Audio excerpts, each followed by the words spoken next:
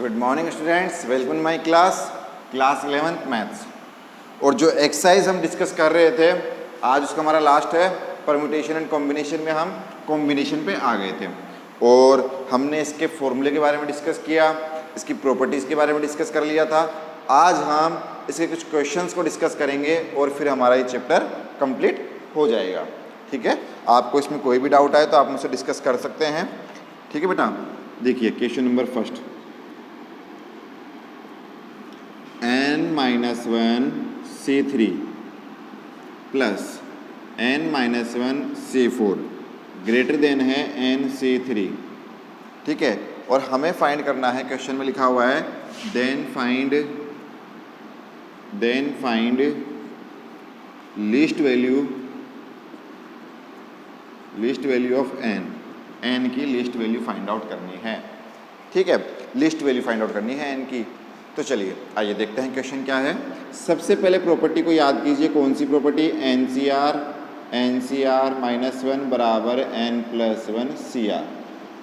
ऐसी एक प्रॉपर्टी बताई थी मैंने आपको, प्रॉपर्टी नंबर सेकंड, जब हमने कॉम्बिनेशन के बारे में डिस्कशन किया था तो हमने देखा था, आप देखिए n-1 n की जगह, n-1 n की जगह। ठीक है, यहाँ 4R, फिर 4 में से एक कम किया, जैसे R-1 कम किया तो कितना हो गया? 3 हो गया। तो क्या मैं इस पूरे को यहाँ से यहाँ तक जो लिखा हुआ है उसको इस प्रॉपर्टी के बेस पर ऐसा लिख सकता हूँ? क्या लिख सकता हूँ? n+1 मतलब n-1 + 1 C, R की जगह कितना? 4 और ग्रेटर देन n C3। देख लिया सिंपल तरीके से, 1 से 1 कट जाएगा तो आपका आ जाएगा n C4 greater than n C3। अब n C4 को आप क्या लिखोगे? n factorial upon n-4 factorial into 4 factorial, n factorial upon n-3 factorial into 3 factorial. Formula apply कर दिया, ये ग्रेटर देन का साइन। ठीक है, अब आप इसे क्या लिखेंगे? n फैक्टोरियल से n फैक्टोरियल कट गया तो ऊपर बचेगा 1 अपॉन यहाँ से n-4 फैक्टोरियल, 4 कॉमन ले लीजिए 3 फैक्टोरियल, 1 अपॉन आपका यहाँ पर आ जाएगा, आप n-3 को बाहर निकालिए, कॉमन लीजिए, तो आपका क्या बचेगा? n-3 बाहर आ गया तो n-4 फैक्टोरियल और ये आपका 3 फैक्टोरियल, 3 फैक्टोरियल कट गया।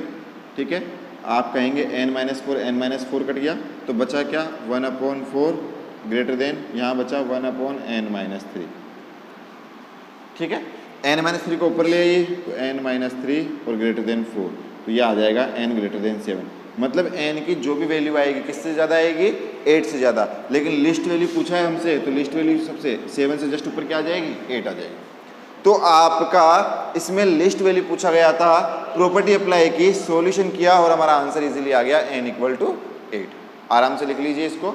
इसके बाद हम नेक्स्ट क्वेश्चन डिस्कस करेंगे। कोई भी डाउट हो तो मुझे कहिएगा आप। ठीक है, डन बेटा। देखिए अब नेक्स्ट क्वेश्चन,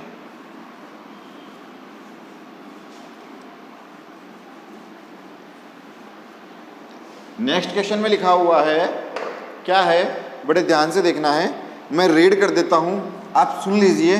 ठीक है, मैं रीड कर रहा हूं, आप कहेंगे तो पीडीएफ भी सेंड कर दूंगा, सुन लीजिए पहले आराम से, बहुत आराम से सुनना है आपको। देखिए, बाय सेलेक्टिंग 11 प्लेयर्स, मुझे 11 प्लेयर सेलेक्ट करने हैं।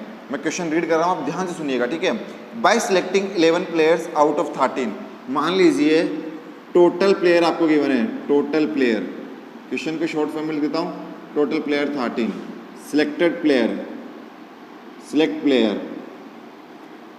कितने? 11। टोटल प्लेयर 13 है, सिलेक्ट मुझे 11 करने हैं। ठीक है, अब आगे सुनिएगा, एक cricket team is formed in which 4 bowlers, 4 bowlers, और विकेट कीपर कितने? देखिए wicket keeper 2 wicket keeper.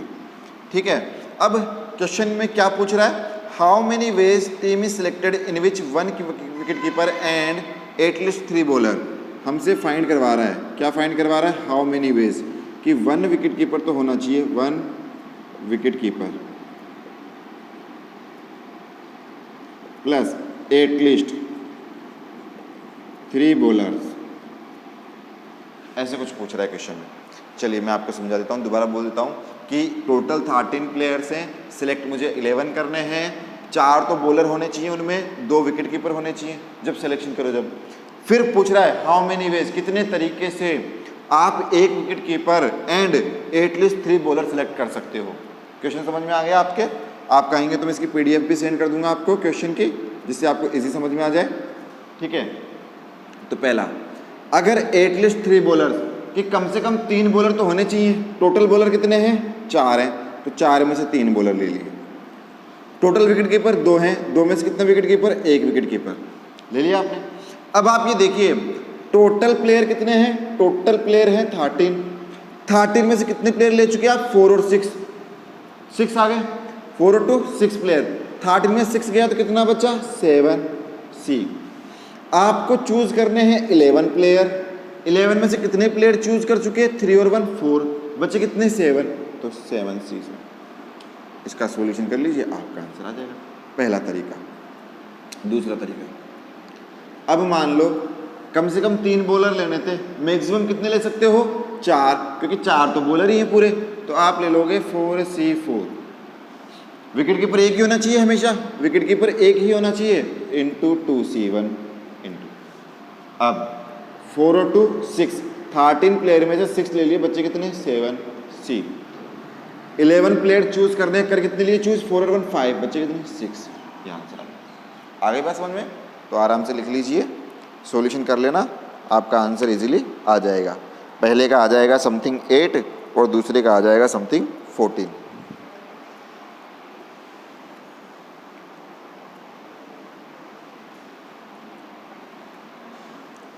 Done?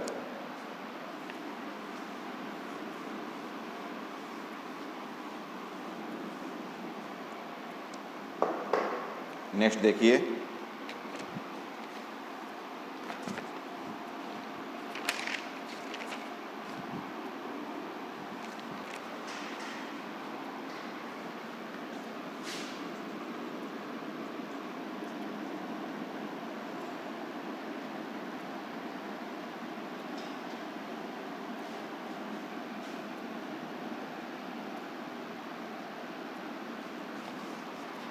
इसकी वैल्यू फाइंड आउट करनी है हमें। एक क्वेश्चन है जिसमें लिखा हुआ है 15C4 प्लस समीशन R1 से 6 56 माइनस RC3, इस पूरे की वैल्यू फाइंड आउट कीजिए। तो सबसे पहले आप इसको ना सिंपल फॉर्म में लिख लीजिए, 50C4 प्लस R की वैल्यू 1 से लेकर 6 तक पुट कर दीजिए। जैसे पुट करेंगे कितना आ जाएगा? जैसे 1 पुट करेंगे तो कितना आ जाएगा?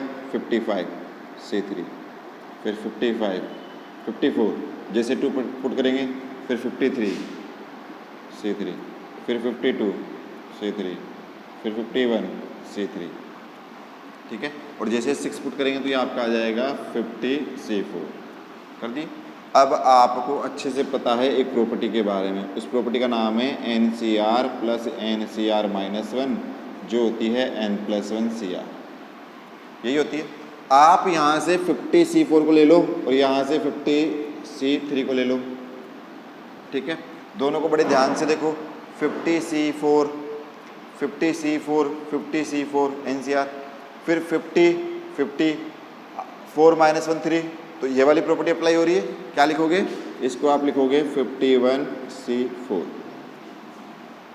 50 प्लस 1 51 और R की जगह 4, बाकी बचे हुए ऐसे कैसे 55C3, 54C3, 53C3, 52C3, 51C3। पहले को और लास्ट को ले लीजिए।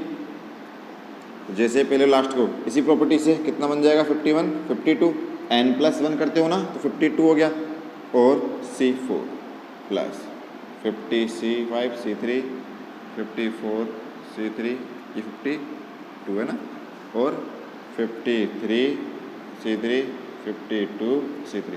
पहला और लास्ट का ले लीजिए वापस, सेम प्रॉपर्टी लगाओगे, कितना आ जाएगा? 53C4 55C3 54C3 53C3।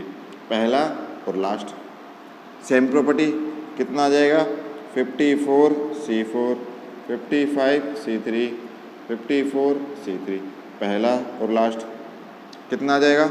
वापस आप लिखोगे 55C4 55C3, वापस मिलके बन जाएगा 56C4। Final answer. तो एक प्रॉपर्टी से पूरा क्वेश्चन हमने क्या कर लिया, सोल्व कर लिया। एक ही प्रॉपर्टी अप्लाई हो रही है, इस एक ही प्रॉपर्टी के बेस पे हमने पूरे क्वेश्चन को सोल्व किया है। आ गई बात समझ में। ऐसे ही कॉम्बिनेशन में और भी डिफरेंट क्वेश्चंस हैं जिनको हम नेक्स्ट वीडियो में डिस्कस करेंगे। हम कॉम्बिनेशन को एक दिन और देंगे, एक वीडियो और बनाएंगे आपके लिए, कॉम्बिनेशन का डिफरेंट क्वेश्चन लेके आएंगे आपके लिए, ठीक है। तो यहाँ तक के लिए, आज तक के लिए thank you so much. Stay home, stay safe बेटा, और अपना पूरा ध्यान रखो। जल्दी ही क्लासेस ऑफलाइन स्टार्ट हो जाएंगी, तब हम फेस टू फेस मिलेंगे और इन क्वेश्चंस को और बेटर तरीके से करेंगे, ठीक है बेटा। Thank you.